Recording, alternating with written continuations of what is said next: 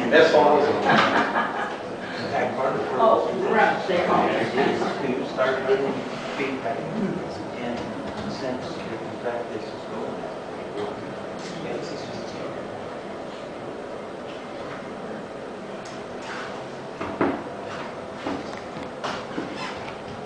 We had, we're going to have this at 10:30, and then when I talked to the new mayor, Steve Willman, had never met Steve. They had a meeting going on this morning, I forget, and it was going potentially to 11. He asked, and we put it to 11. I think they're still coming, but we can't wait forever. Maybe they will. I believe they will. But after finding out that Creative Housing Solutions, Inc. company out of Cincinnati had been the ones to examine the Eaton High School to determine if it was capable of being reused, I contacted them to see if they could come up and examine our original Greenville High School, what we call the junior high. And that was August 4th that he first came. And they toured the building. We were about, what? Chris Morrison was taking us around, the principal. And he had alerted Carla and Doug, and they joined us there at the stairwells, about 3. Anyway, we went around together. We saw the building. We came over. You saw Memorial Hall. Don Dudrow and Molly used to be Snyder, now King, because she just got married. How long's that been? 2 weeks. Hey, oh wow! And you honeymoon, you went someplace where there wasn't a hurricane. We just missed it. You were down in that region. Yeah, so got out in the nick of time. They came again after we were able to secure floor plans. There are several copies of these in the drawer that Sean has over there by his office of all. And we were able to provide them with the floor plans, and they came back on the 19th, if I remember. And they did another inspection. That was right ahead of school starting. That was the last Friday of the prayer. School was starting on Monday. And so they have done 2 inspections. Molly took, and we were at that point asked them to consider going towards the 55 and older affordable housing concept.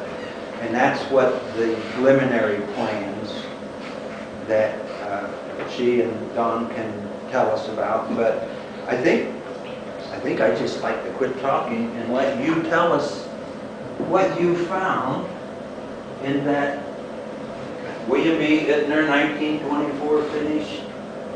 I know it was all his buildings. Hi. There's our new mayor, Steve. Thank you. How you doing? Sure. I'm just introducing Don Dudrow and Molly King, and How you doing? they have inspected and twice, and they can tell us some things probably we don't know. I don't know about that. Thank you, Richard. Yes. I guess you gave the history of how we became involved with this project, and it grew out of our work with the Pitt Foundation in Eaton. Several years ago, we were asked to investigate the Eaton High School and prepare some preliminary designs for an adaptive reuse of that structure. So Molly and I worked on that and came up with some conceptual plans, some cost estimates, and basically a feasibility study to see if the Eaton School could be reused for another purpose. The Pitt Foundation's goal was to provide housing for those that couldn't afford housing otherwise in Eaton. Senior affordable housing and housing for homeless. We prepared our preliminary designs, and then they contacted the developer, Miller Valentine, out of Cincinnati. Miller Valentine is a large tax credit developer in the state of Ohio, really throughout the United States. And They took our preliminary designs, used that as an application to the state of Ohio, Ohio Housing Finance Authority, OFA, and obtained 9% tax credits really in the first year, which is quite remarkable. Usually it takes a couple years to get tax credits. But I think because of their experience with OFA and their track record, and the desire of OFA to provide affordable housing in communities such as Eaton, they were successful.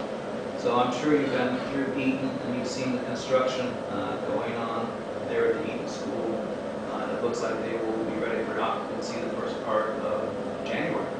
So it's been a pretty quick turnaround. I think we did that preliminary maybe 2 years ago, right? Well, something like that.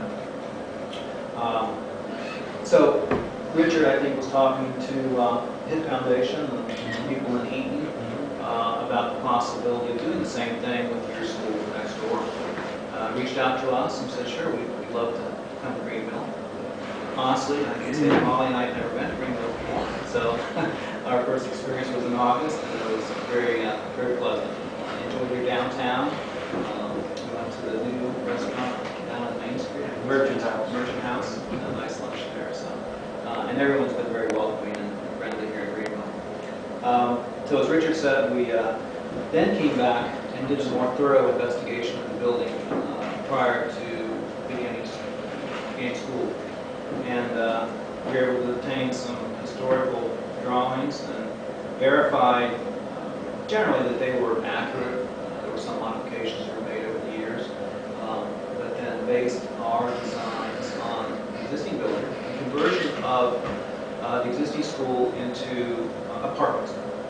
Keep it simple. Whether market rate, affordable, whatever the demographic is, we believe that it's feasible to turn the school into a residential facility.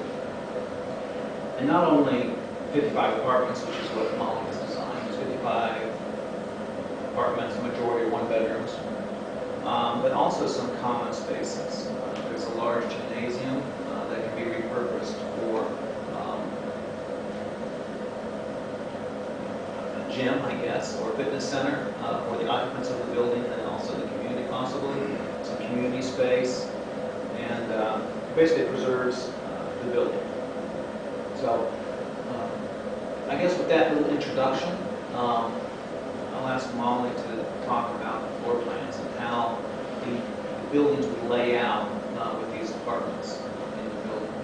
And all we have is 11 by 17s. So I think if you want to see, we can pass out some copies.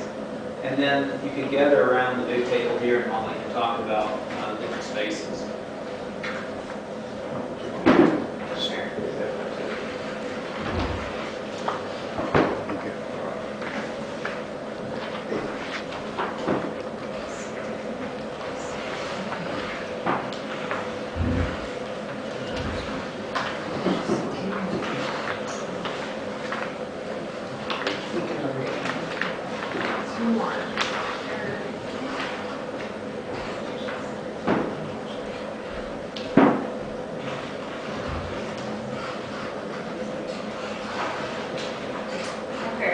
So if you are looking at the first page, we have, so it's laid out the first 3 different floors, and then the last page is just an expanded floor plan of what 2 typical units would look like.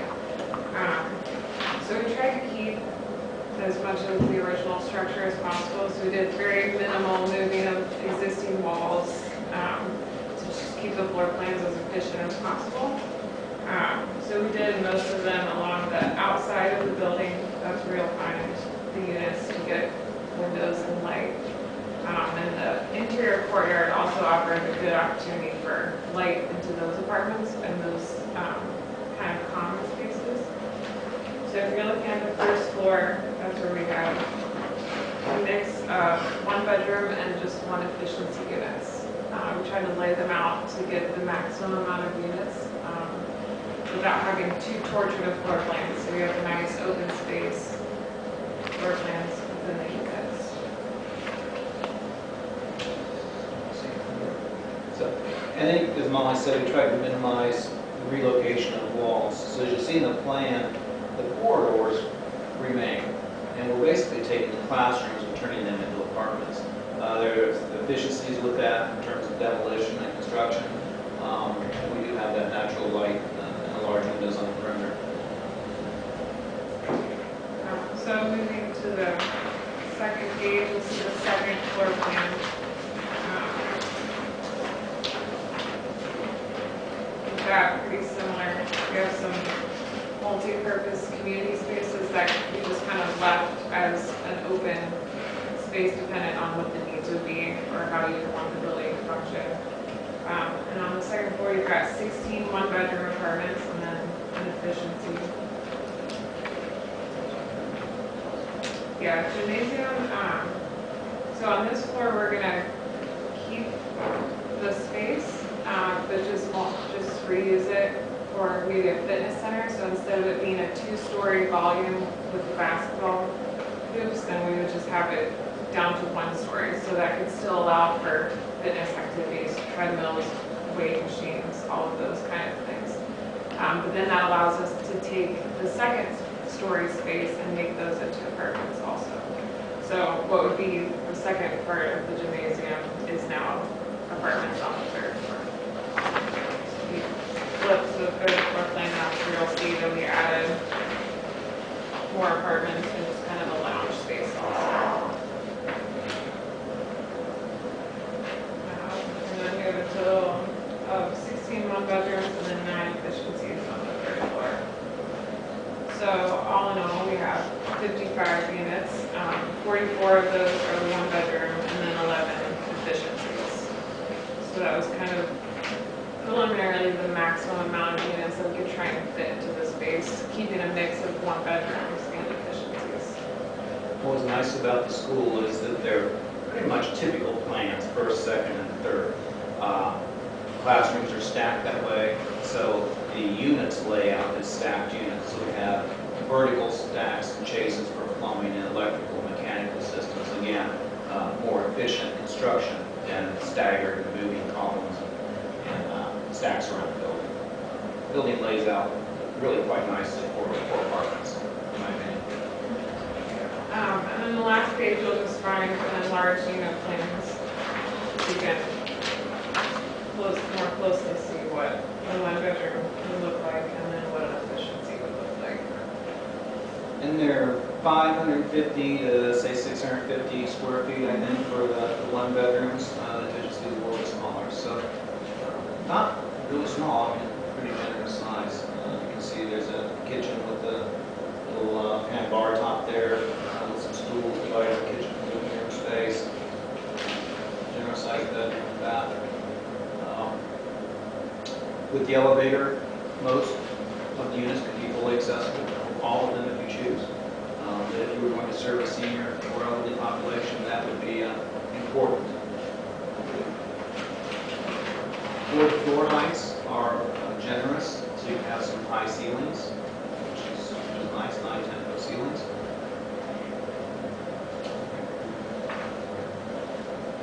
Efficiency is, we don't have many, as Molly said there were 11, but they are I think nicely sized efficiency approaches.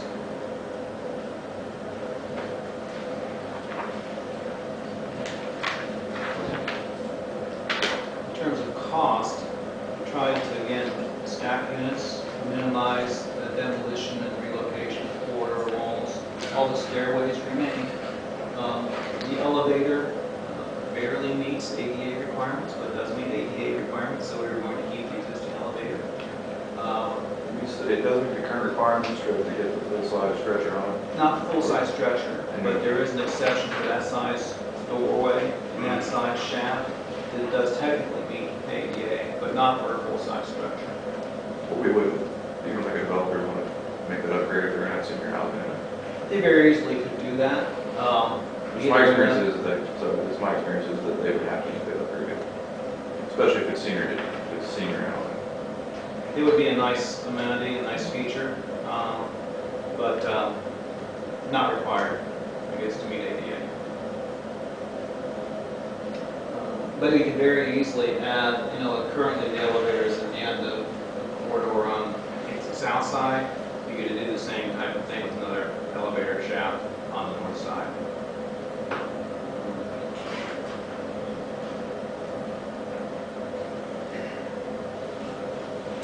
There are multimedia and community spaces. This plan shows a kitchen, keeping the kitchen, the existing kitchen area, and then the dining area across the hallway from that. Similar to what we do with Eaton, either Meals on Wheels or another service provider could provide a meal program, maybe even not necessarily 3 meals a day, but maybe breakfast and dinner, or breakfast and lunch, or something like that, for the residents. And then, I'm not sure if Eaton is doing this in the preliminary plan, they were going to use that facility, because you have a very nice facility, kitchen area, for outsourcing, serving the population of